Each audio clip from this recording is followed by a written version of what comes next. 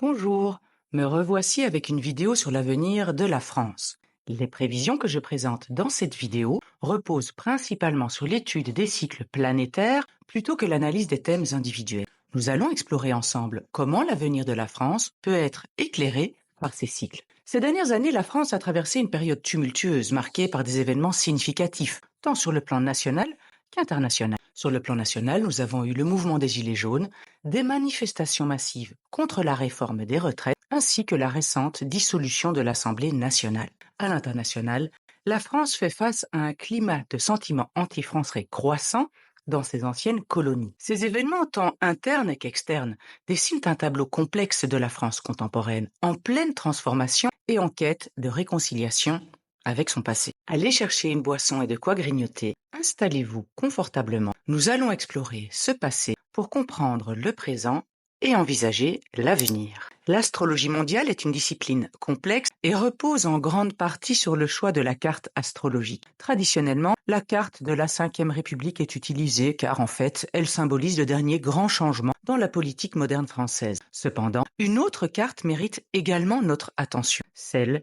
du couronnement d'Hugues Capet, considéré par les historiens comme le début de l'histoire française moderne. L'heure exacte du couronnement d'Hugues Capet n'est pas connue, je prends donc arbitrairement midi comme heure pour ce thème. Malgré cette incertitude, cette carte offre quand même une perspective fascinante sur les dynamiques historiques et futures de la France. Le couronnement d'Hugues Capet a planté la graine de l'âme révolutionnaire de la France, avec un soleil Cancer qui s'oppose à Uranus en Capricorne. Un cœur attaché à ses racines, mais un esprit tourné vers l'avenir, prêt à défier les normes pour forger une identité unique et résolument moderne.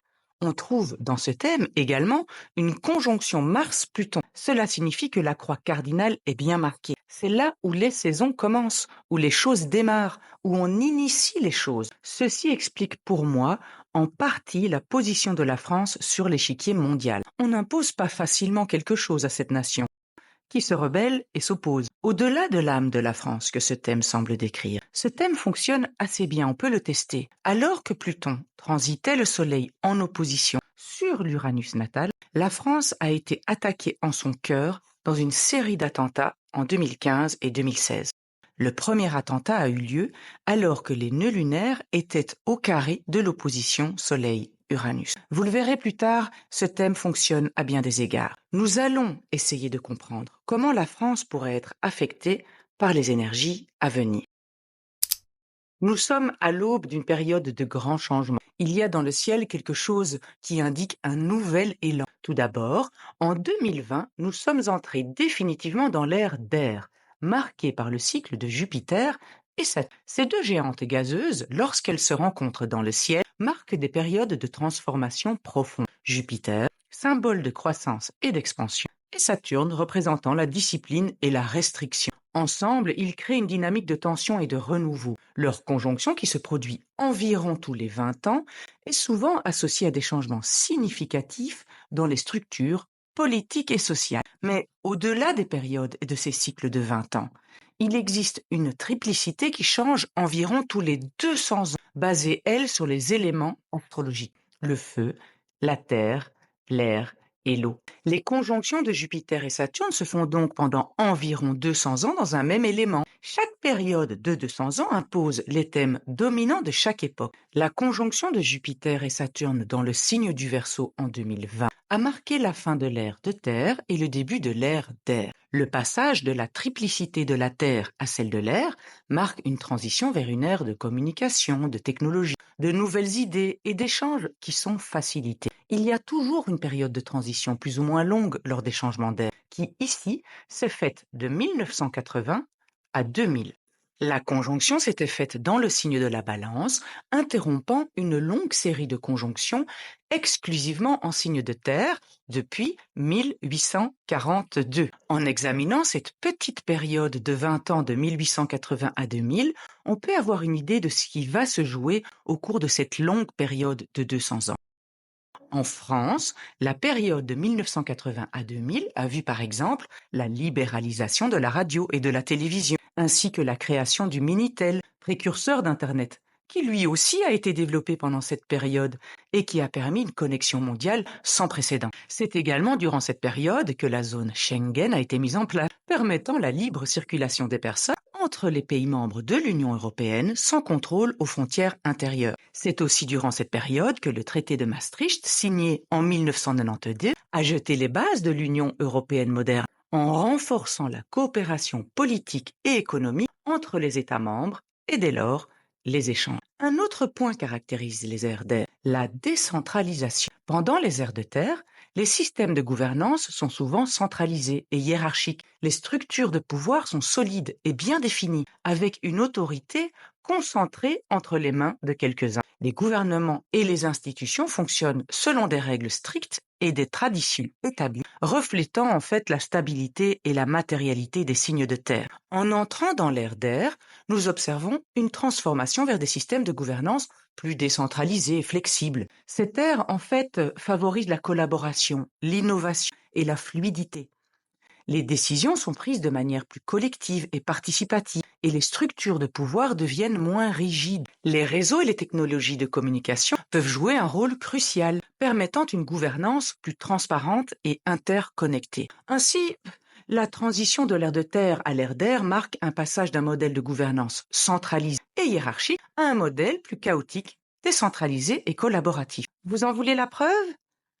Eh bien, en France, dans les années 80, on a vu des réformes administratives et territoriales visant à décentraliser le pouvoir et à moderniser l'administration publique. La tutelle administrative de l'État sur les collectivités locales a été supprimée, permettant une plus grande autonomie des régions, départements et communes. Des compétences auparavant exercées par l'État ont été transférées aux collectivités territoriales. Ces réformes ont visé à rapprocher les décisions des citoyens et à améliorer l'efficacité de l'administration publique en donnant plus de pouvoir aux collectivités locales, les détachant ainsi du centre. Je reviendrai sur cette notion du centre. Nous avons donc en France des thématiques de l'ère d'air qui se sont déjà exprimées et qui vont se développer au cours de cette longue période de 200 ans. Mais on pourrait vivre un changement plus rapidement que prévu.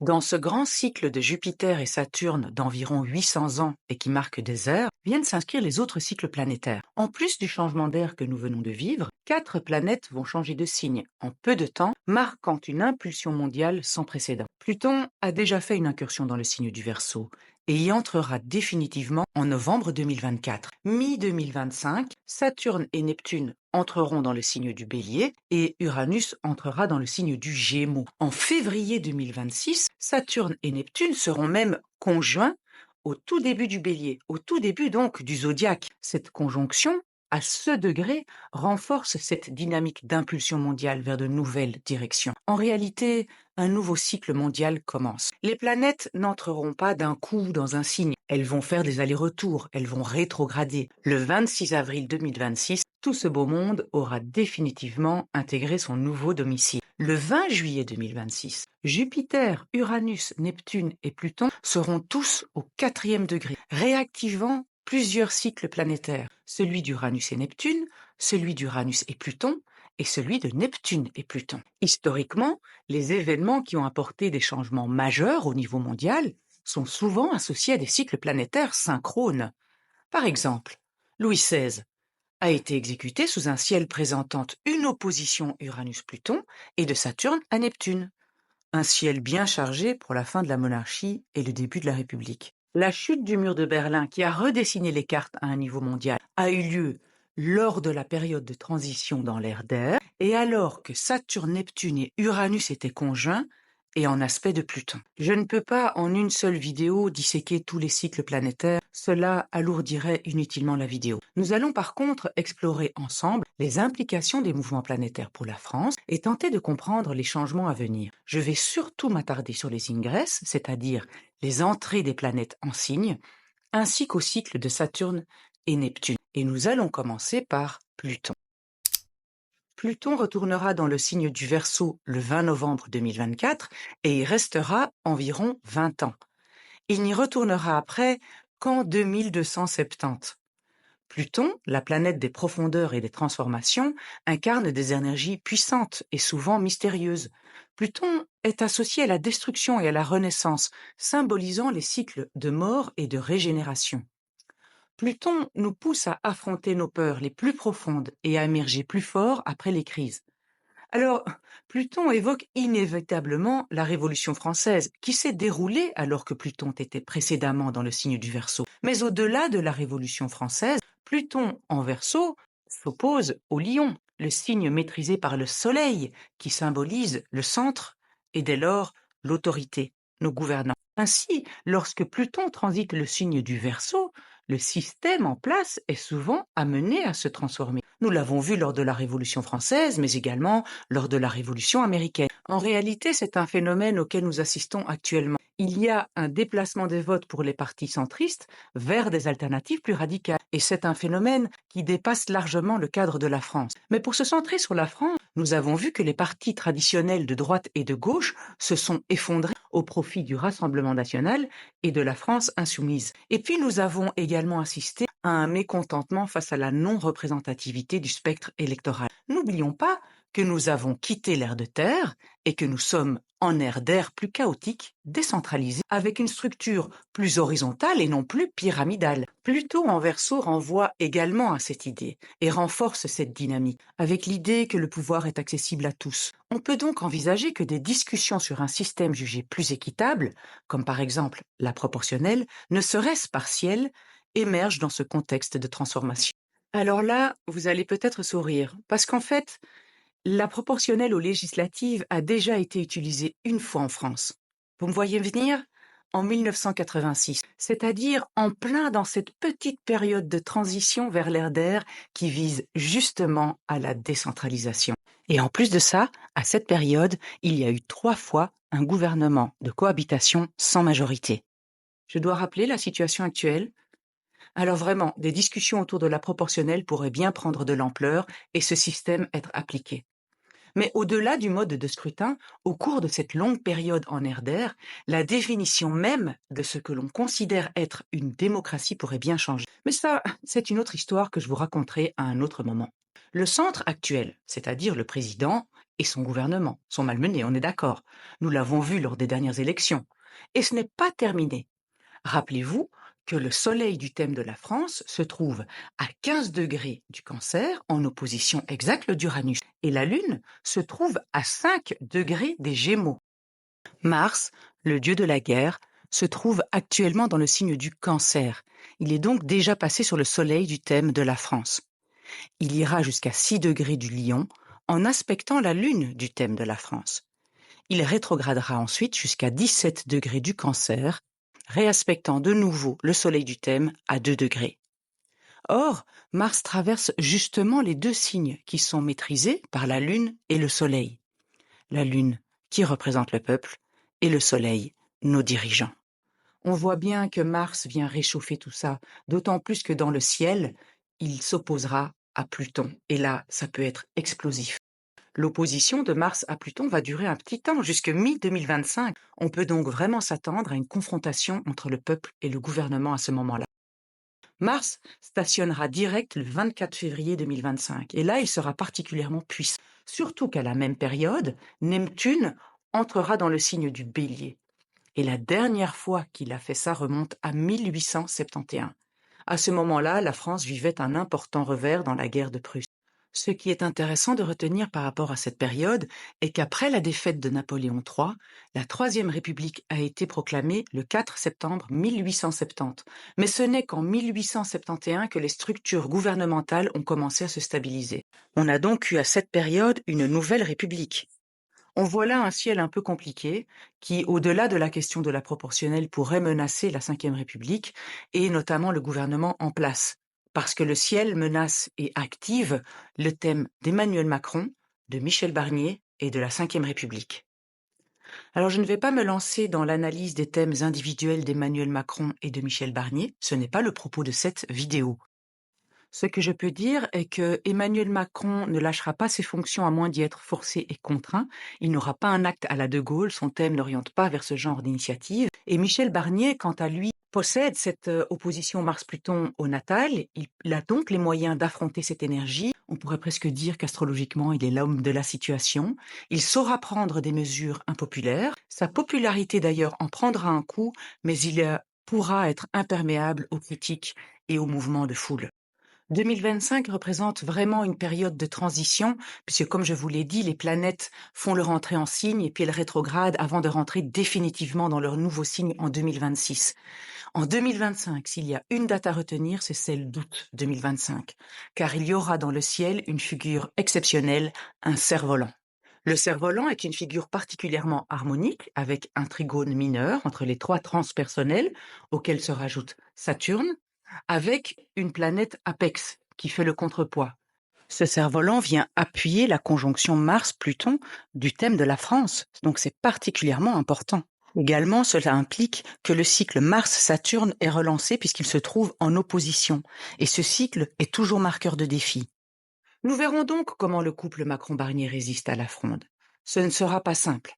Ce sera d'autant plus compliqué que Pluton sera très puissant, car il sera hors limite de août à novembre 2025.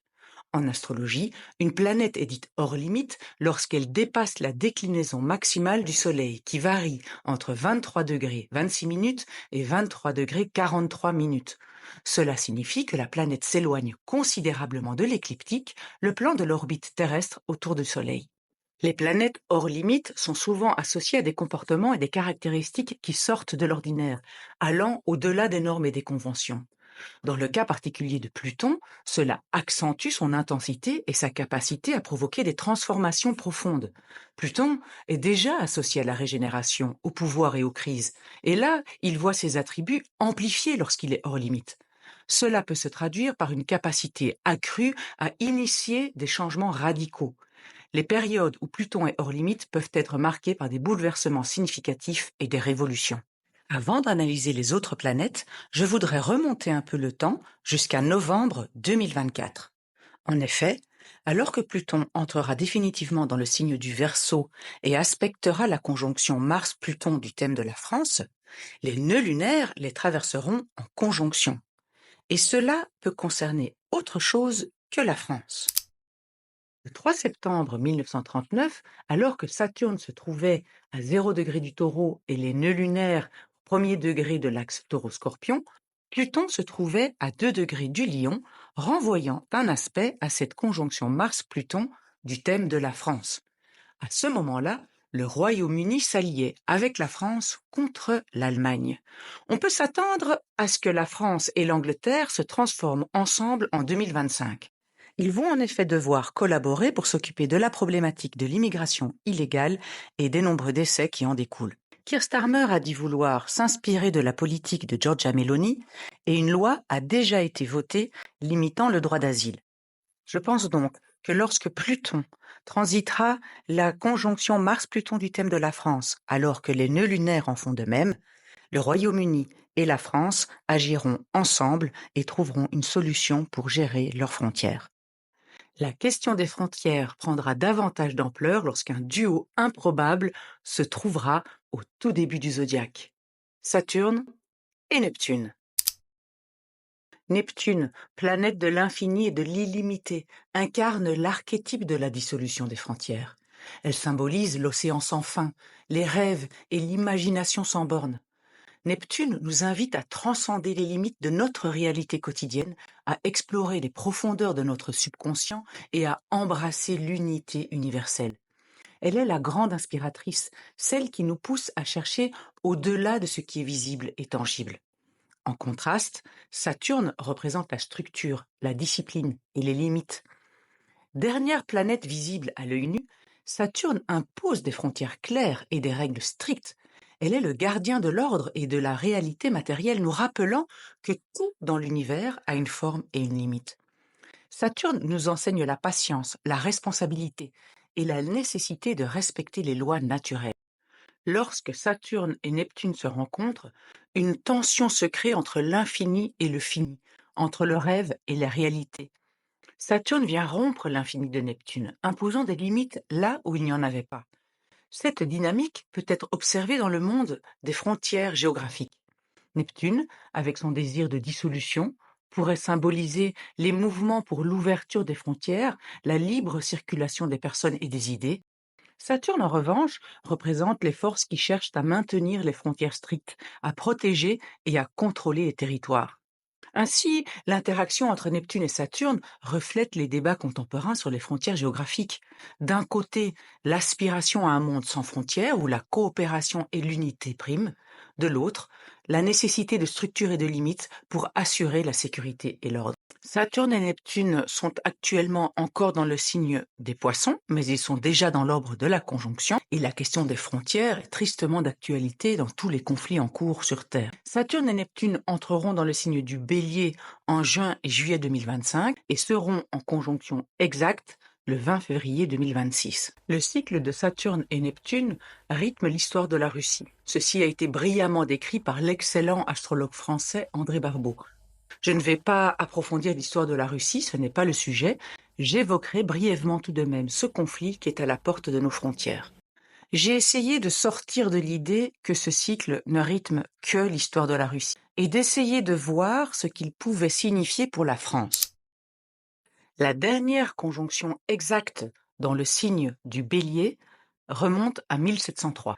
Je vous propose de remonter le temps et de faire toutes les conjonctions depuis cette date. En 1703, il y a la révolte des Camisards qui éclate dans les Cévennes, une conséquence directe de la révocation de l'édit de Nantes par Louis XIV, alors que Saturne et Neptune étaient en opposition.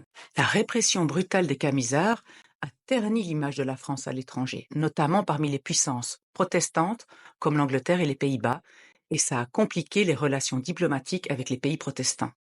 En 1739, la France intervient en Corse, ce qui renforce l'influence française en Méditerranée. En 1774, Louis XVI accède au trône, marquant le début d'une période de réformes qui ont mené à la Révolution française. Et là, le roi a complètement perdu son influence.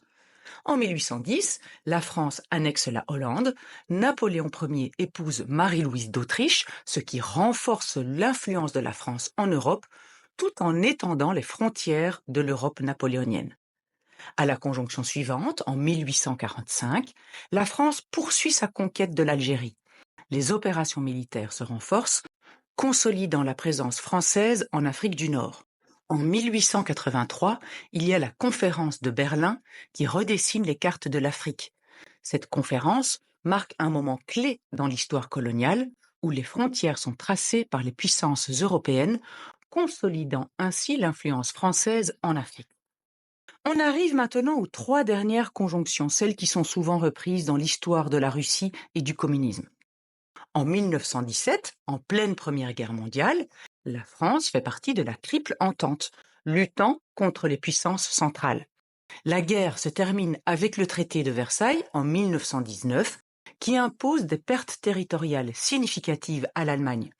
La France récupère l'Alsace-Lorraine, renforçant ainsi ses frontières et son influence en Europe. Il est d'ailleurs intéressant de noter que c'est précisément à cet endroit que le contrôle des frontières a été réintroduit temporairement. Allez, encore deux. En 1954, au cœur de la guerre froide, la France est impliquée dans la guerre d'Indochine. La défaite à Dien Bien Phu et la signature des accords de Genève marquent la fin de la présence française en Indochine, symbolisant les défis de la décolonisation et les nouvelles réalités géopolitiques imposées par le rideau de fer. Enfin, en 1989, chute du mur de Berlin qui transforme l'Europe. La France et l'Allemagne, autrefois ennemies, se rapprochent davantage, consolidant leur partenariat au sein de l'Union européenne. Cet événement marque la fin de la division de l'Europe et ouvre une nouvelle ère de coopération et de réorganisation des frontières. Nous sommes alors dans la période de transition de l'ère d'air et le monde s'ouvre. Alors que comprendre de ce cycle ? Eh bien, ce que l'on constate est qu'au travers des siècles, l'histoire de la France montre comment ses territoires et son influence ont fluctué au rythme de ce cycle synodique.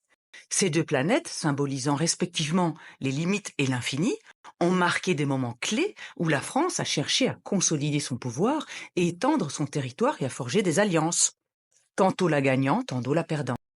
Chaque conjonction de Saturne et Neptune a coïncidé avec des périodes de transformation, de réorganisation et de renforcement de l'influence française, tant sur le plan interne qu'international. Ainsi, l'influence de la France au travers de nouvelles frontières est liée à ce cycle en fait, reflétant une danse perpétuelle entre la structure et expansion dans un souhait d'infini territorial. Ce qui me vient directement à l'esprit en lien avec tout ça est le lien de la France avec ses territoires outre-mer et avec ses anciennes colonies, et notamment en Afrique, la France-Afrique. Il est tout à fait possible que la France perde son influence dans un contexte où le sentiment anti-français croît sur le continent africain, et alors que la Chine et la Russie font un appel du pied. Alors là, je ne peux pas ne pas évoquer le conflit entre la Russie et l'Ukraine, pour lequel la question des frontières est plus que d'actualité, avec une Russie qui bat au rythme du cycle de Saturne et Neptune, d'autant plus que Vladimir Poutine possède cet aspect dans son thème natal. La question que tout le monde se pose est: quand se terminera ce conflit? Tout d'abord, ce conflit se terminera au rythme du cycle de Saturne et Neptune. Au plus tôt, en 2025, au plus tard, si on veut être très prudent, lorsque Saturne quittera le signe du Bélier, c'est-à-dire après 2027. Mais il y a de fortes chances que ce soit plus tôt. La seconde question que l'on peut se poser est: de quelle manière se terminera ce conflit? Alors là, je ne suis évidemment pas à la table des négociations, il m'est difficile d'affirmer avec force de nombreuses choses. Mais il y a une chose dont je suis quasiment certaine, est que les frontières seront redessinées.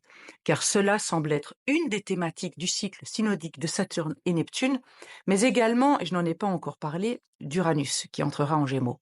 J'y viendrai. La Russie pourrait par exemple garder la Crimée et voir sa frontière bouger.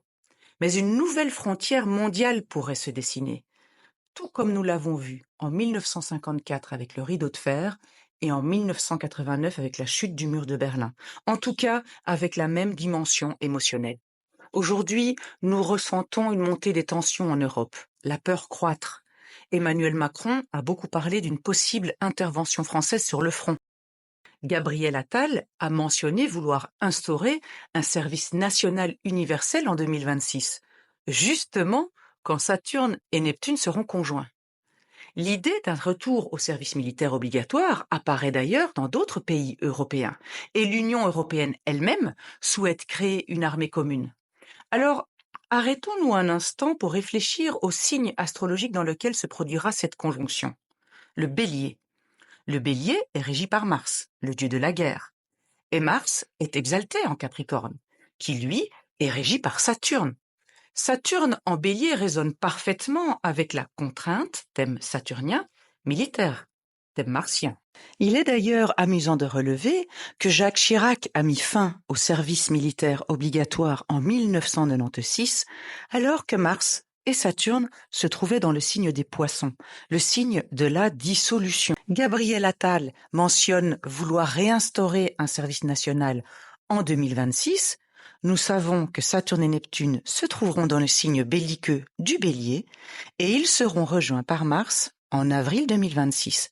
Nous verrons donc si c'est à cette période que le service national universel revient dans le débat et éventuellement est imposé. Alors, cela ne signifie pas forcément que la France partira en guerre, même si on sent le ton qui monte et les tensions s'intensifier. Mais comme je vous l'ai dit, en astrologie, nous fonctionnons par axe. En face du Bélier, belliqueux, il y a la Balance qui cherche l'harmonie, l'équilibre et la paix. L'énergie en Bélier exerce une pression sur la Balance, la poussant elle aussi à s'exprimer. On peut d'ailleurs relever qu'une réunion a eu lieu pour la paix avec 78 signataires, mais certains pays n'ont pas signé, comme si deux clans se dessinaient. Et une frontière pourrait alors se dessiner sur l'échiquier mondial. Ainsi, au-delà des frontières entre la France et le Royaume-Uni et l'Allemagne, une nouvelle frontière mondiale pourrait se dessiner, comme nous l'avons vu en 1954 et en 1989.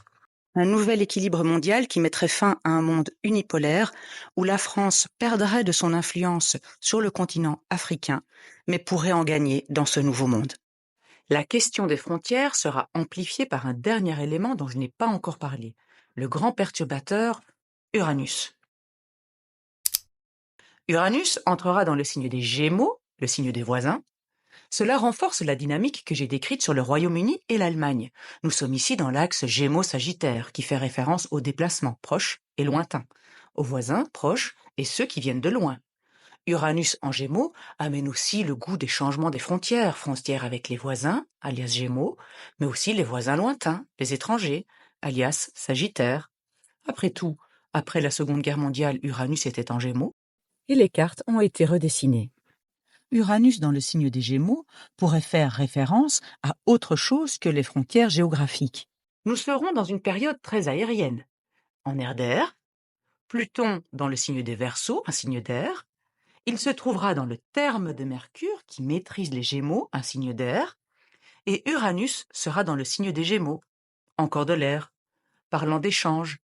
Et s'il y a une chose que l'air peut transporter, ce sont les virus. La question de la transmission des virus aéroportés n'est toujours pas résolue, et nous savons que les voyages ont largement contribué à la propagation du coronavirus. Et maintenant, il y a le Mpox en République démocratique du Congo. Le coronavirus est apparu en 2020, alors que l'ère d'air venait de commencer, juste après la conjonction de Jupiter et Saturne. Les vaccins ont été introduits alors que Jupiter et Saturne étaient encore dans l'orbe de la conjonction.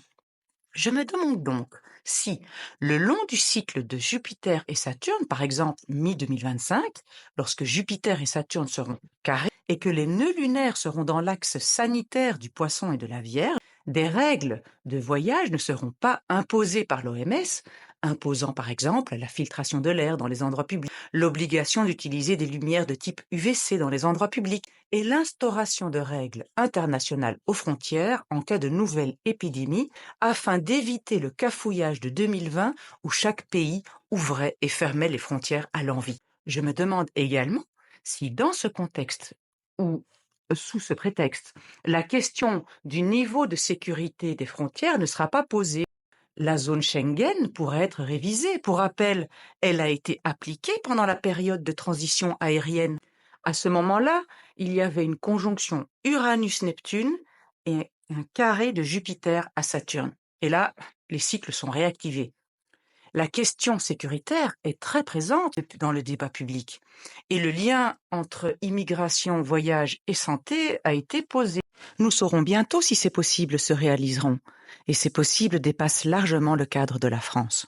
Au niveau national, Uranus va directement impacter la France car le thème du couronnement d'Hugues Capet est particulièrement sensible au cycle d'Uranus à la Lune. Alors je ne vais pas vous refaire l'affront comme je l'ai fait avec le cycle de Saturne et Neptune et remonter à 1703. Je vais vous faire quelques cycles et je pense que je vais vous convaincre. En 1900, la France et le Royaume-Uni se partagent le Moyen-Orient. En 1942, la France est sous le régime de Vichy.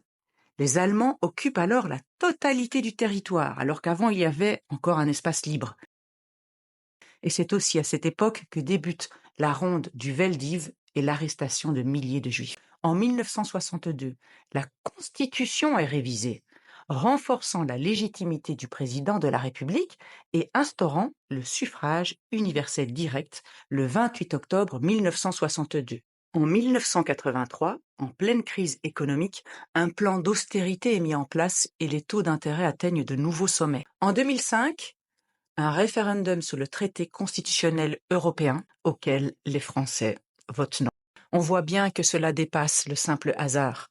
Il y a bien une synchronicité entre les aspects d'Uranus à la Lune et le prochain aspect se fera en 2026. On voit ici plusieurs thématiques qui, à mon sens, renforcent ce que j'ai expliqué précédemment.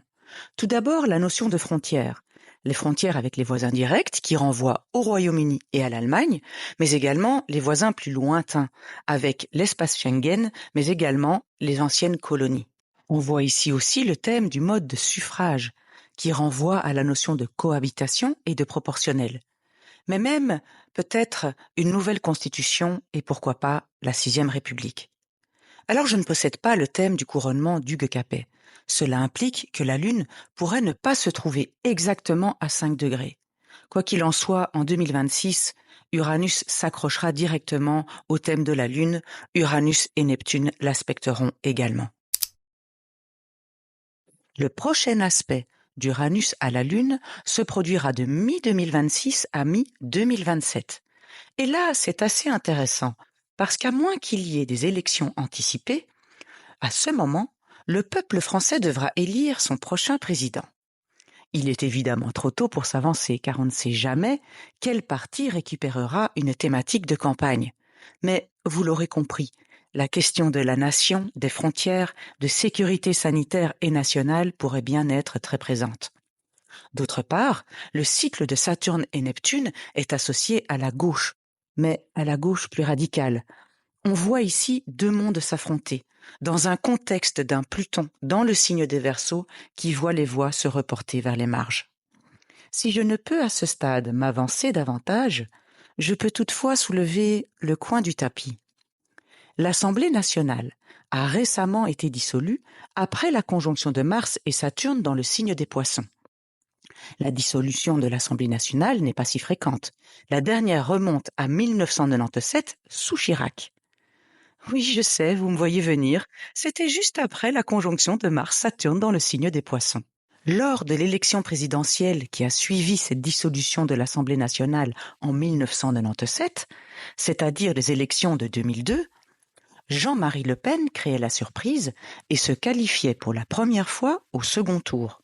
Son score le plus élevé jamais enregistré. Est-ce un présage que Marine Le Pen ou son parti, qui remporte désormais 2 fois plus de voix, créera la surprise en 2027? Pluton sera en Verseau, Saturne et Neptune encore en Bélier, Uranus pile sur la Lune très féminine du thème de la France. Jupiter aura traversé le signe du Cancer, ravivant les questions relatives à la nation, et sera au moment de l'élection dans le signe du Lion, où se trouve le Soleil de Marine Le Pen. 2027 sera l'occasion d'un nouveau voyage dans le passé pour envisager l'avenir. Voilà, la vidéo est terminée, j'espère qu'elle vous a plu.